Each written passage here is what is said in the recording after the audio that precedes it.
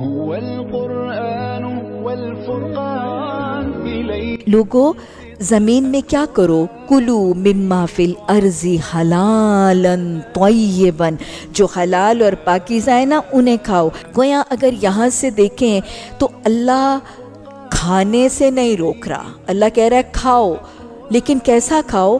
اللہ اس کی کیٹیگری بتا رہا ہے حلالا طیبا۔ یہ دو صفات کھانے پینے والی چیزوں کے ساتھ منسوب کی جا رہی ہیں، ان کو سمجھ لیجئے۔ حلالن طیبن، طیب کا مطلب ہوتا ہے پاکیزہ۔ تو ایک تو یہ کہ یہ حکم یہ سمجھا رہا ہے کہ پاک صاف ستھری چیزیں کھایا کرو، گندی گلی سڑی بدبودار کنٹامنیٹڈ انفیکٹڈ پیوٹریفائڈ راٹڈ یہ چیزیں نہ کھایا کرو۔ کھاؤ گے بیمار ہوگے، صحتیں بھی خراب ہوگی، مال وقت صلاحیتیں بہت ضائع ہو جائیں گی جو شاید تم نے پازیٹیو کاموں میں لگانی تھی۔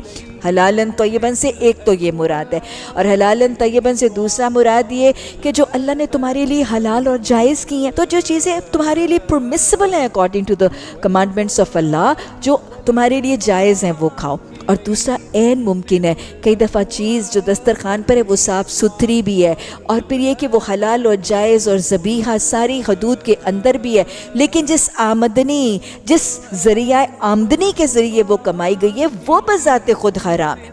تو جو آمدنی تمہاری ذریعہ ہے اس کو بھی حلال کر لو۔